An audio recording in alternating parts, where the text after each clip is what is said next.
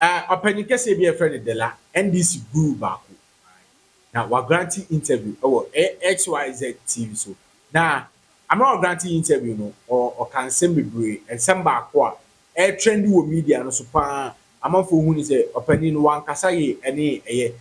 Former ex-president John Kufuor SM obeka fa no ho say opening ne ye kronfo hypocrisy ntina said amanaka wheelchair mu na abusua ensemi babontin no amanfo nso twe ne sra ne abasa say ni kwa say opening e etise wo a man of your caliber any kwa say o kan say misa because opening no onye nipa bonini ana say onye wan buy no wan be di Ghana abroad say de eye aman panfo ni bi buy o ma be di Ghana abroad because aman John for buying or the enyama bebre or the puntu eba o man Ghana say ejuma ko de bi ba o man Ghana ni kwa say o kasa ama emaya mienu bi so about ti o mu chirim say eni kwan say opani an friend dela ebe kan sem bi efa omo grandpa John Adekum Kufuor na omo kan o kan sem bi say for no ho a omo so be come hard at him abusia go hwe video ni bi ba e beto.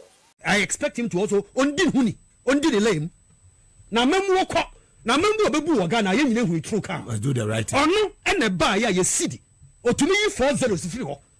What kind of economic city no ye 20,000 no ye 40 zeros na ye say 2 na sika na ye hata ene waka ko trefie oba be sikani ene nyankopon se boni a obedi ye ti waka che afiche mu na ote wo ontira wodi Dala with all due respect. I did respect. I did respect. Which Monday any dear Mr.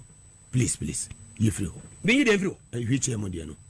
You want on share on judge or kika canon ebufu ati. About we and all due respect. Brother Kufuor and the baby if you and Brother Kufuor. Oh, Jam I mean and the baby if you said Bonnie by my you free on your and I won't see pastor no preaching.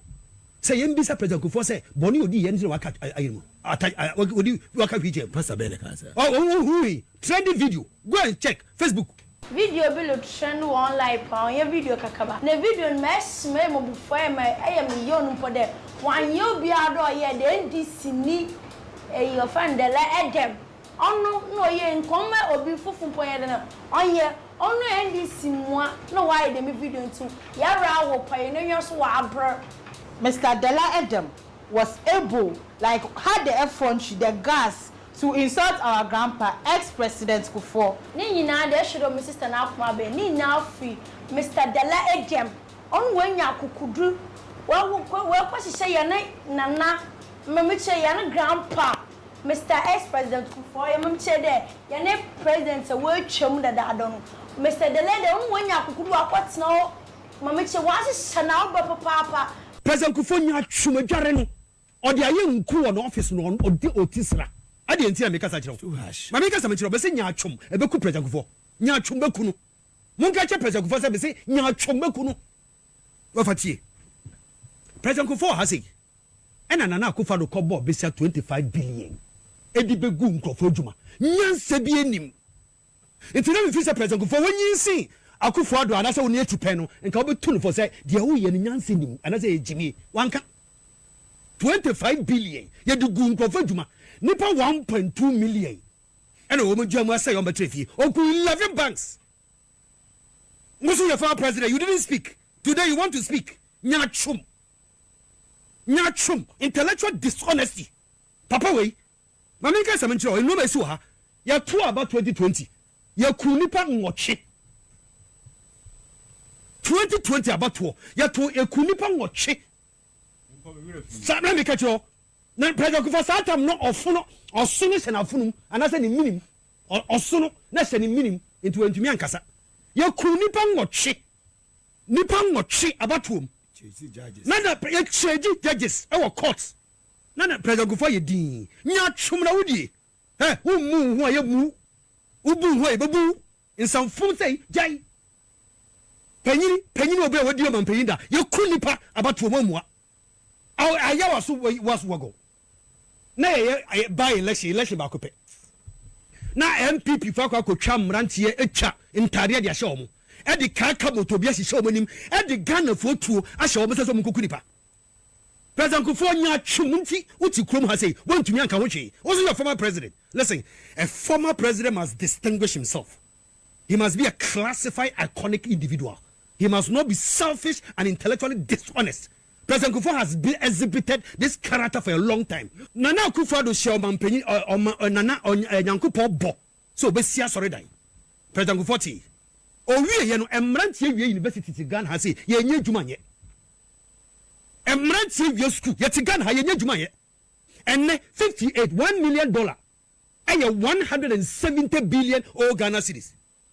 President Kufuor Nana Akufo-Addo fa baako sa 58 160 billion 170 billion 170 billion sa baako 58 e ko tu amena so di si asore dan wa bra mrantie wie school e kom de ye tifie sa sem we bae President Kufuor ntumi anka ho hwe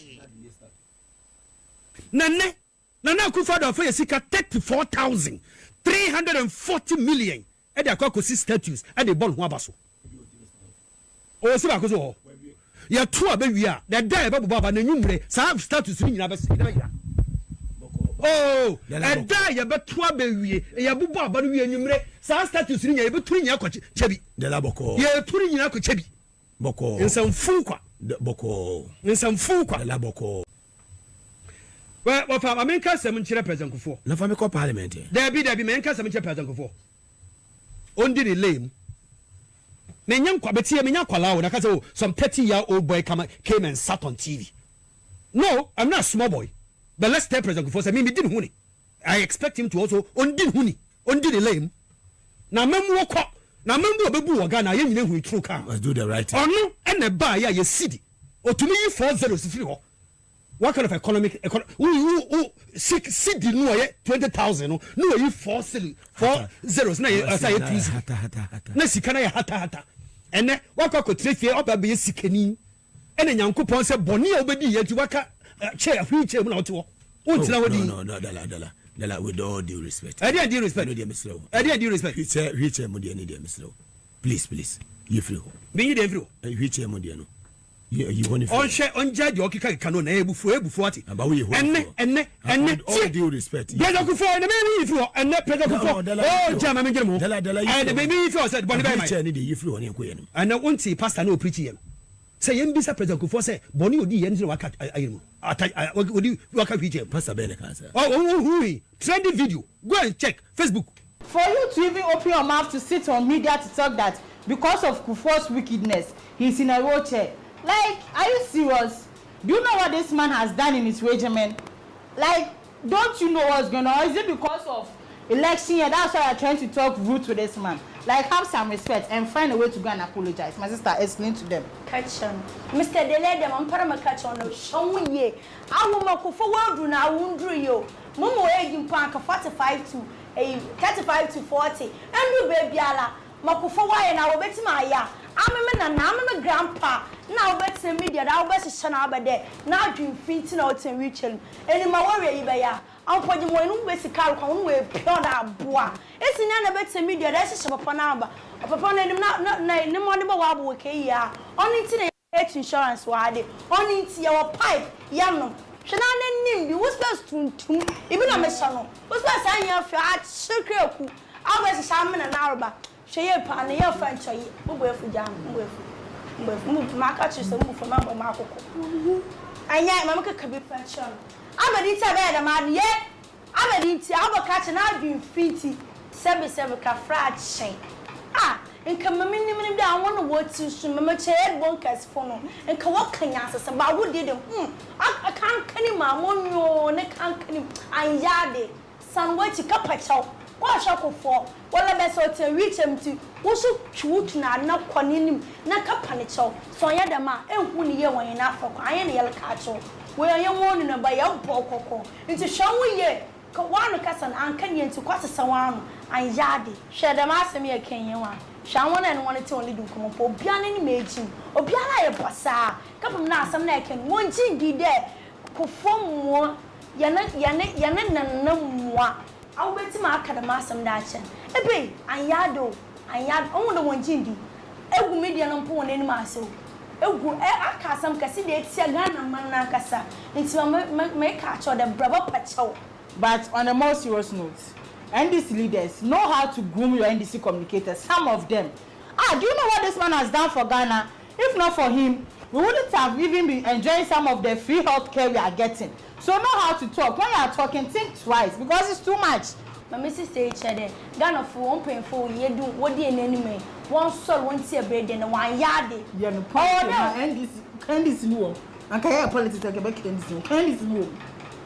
Ghana for young people and this for one soul won't see a bread and a better one. Cast a year. What can say this? Another point, you don't put her in this.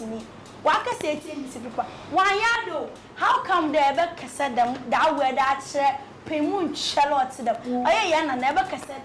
I send them up. I am Buffalo. Oh, you never young po. And this if one solo, one sol pa, one son of Papano, was a dollar. In Kobe Poba can coin was a dollar. I mean, it's about a shop of an hour. Why? Now, when in video and I send send a trendy or media and so and sema of course wo. The Lano interview so. Michelle, what matters over so subscribe like.